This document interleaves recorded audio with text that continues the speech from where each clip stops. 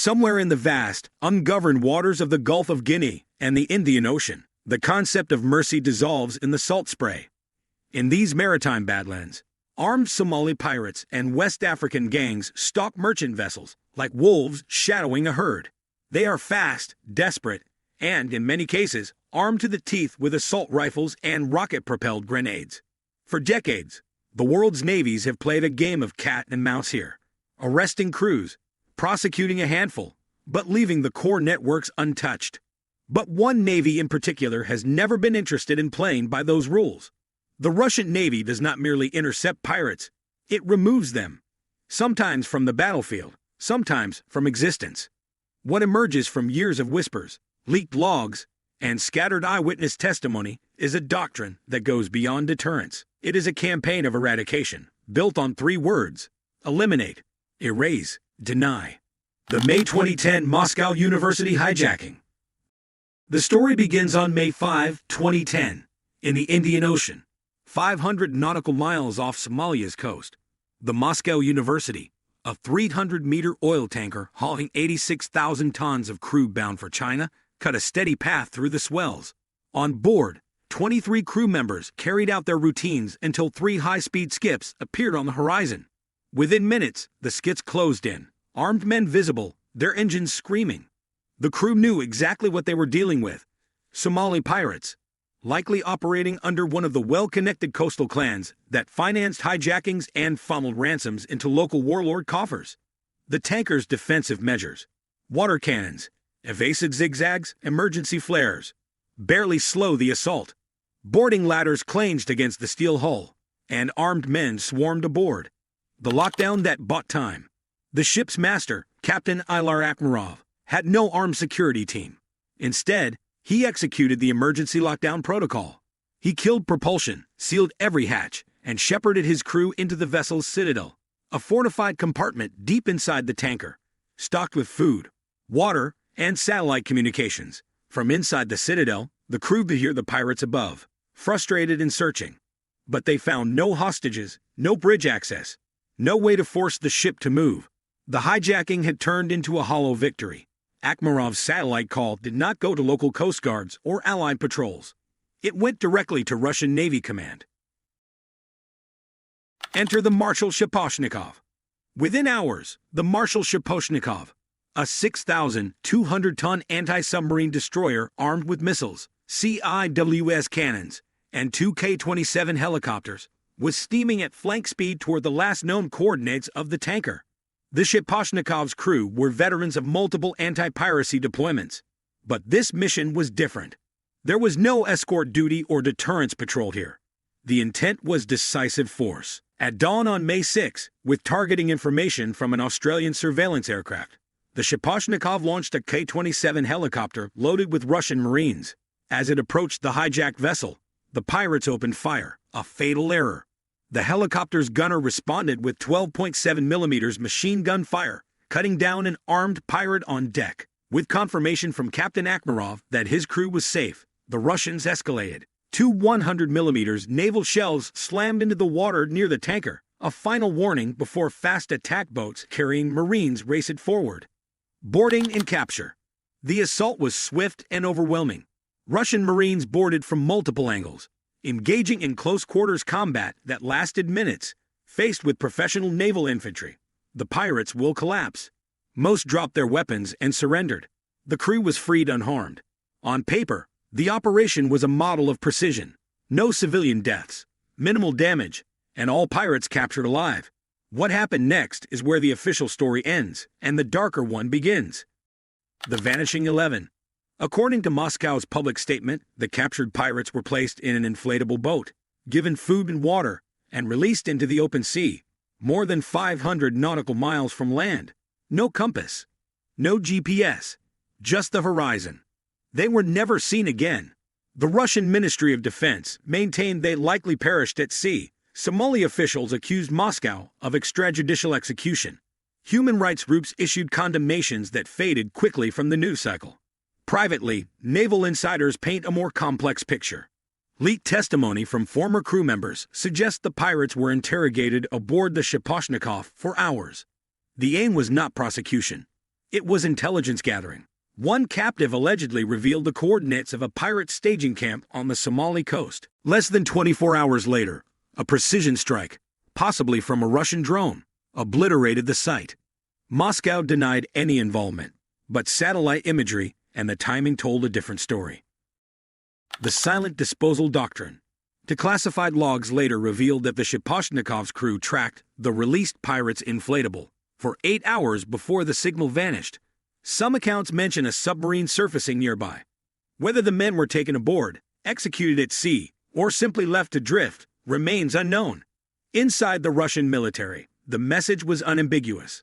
The Russian Navy does not detain pirates. It removes them.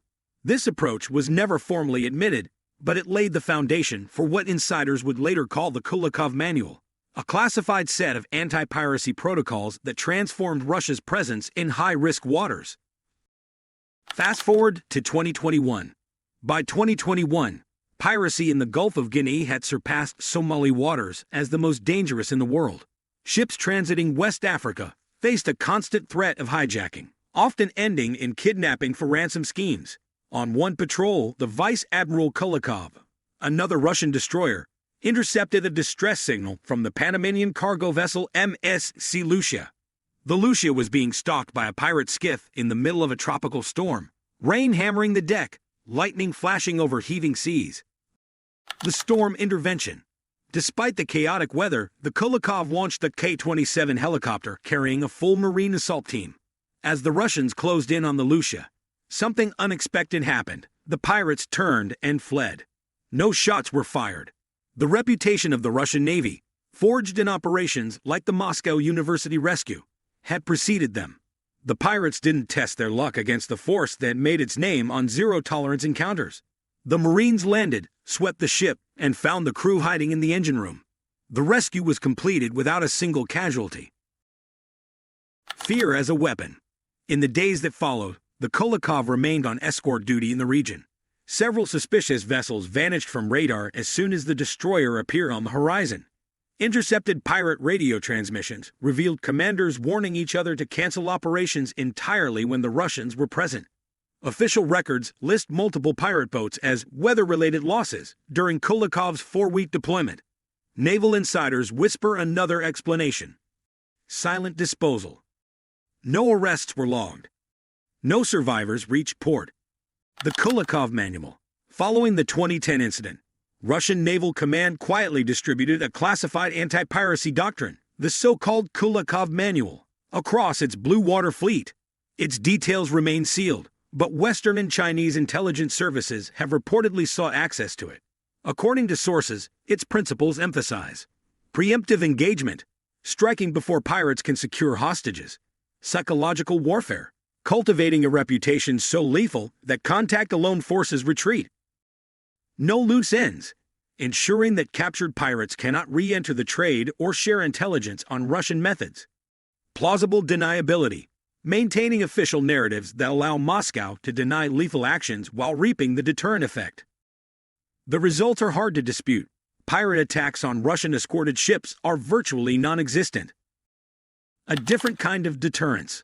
International coalitions have patrolled piracy hotspots for decades, often with limited success. Pirates are arrested, tried, sometimes imprisoned, but the networks survive. Ransoms continue to flow. Russia's approach, by contrast, treats piracy not as a criminal issue, but as an enemy combatant problem. In Moscow's logic, pirates are not criminals to be prosecuted. They are hostile operators to be neutralized. It's a method that shocks the legalist sensibilities of Western democracies, but has proven brutally effective. As one European naval officer put it privately, "We operate under law. They operate under outcome. When the law ends at the shoreline, in ungoverned maritime zones, the gap between law and enforcement becomes a chasm. Into that space steps power, and in the Gulf of Guinea or the Horn of Africa, power often wears a naval uniform." The Russian Navy has embraced that vacuum. From Somalia to Guinea, its operations have sent a message in salt water and gunpowder. The law will not save you. The sea will not save you. We will not forget. The Ghost Fleet Effect.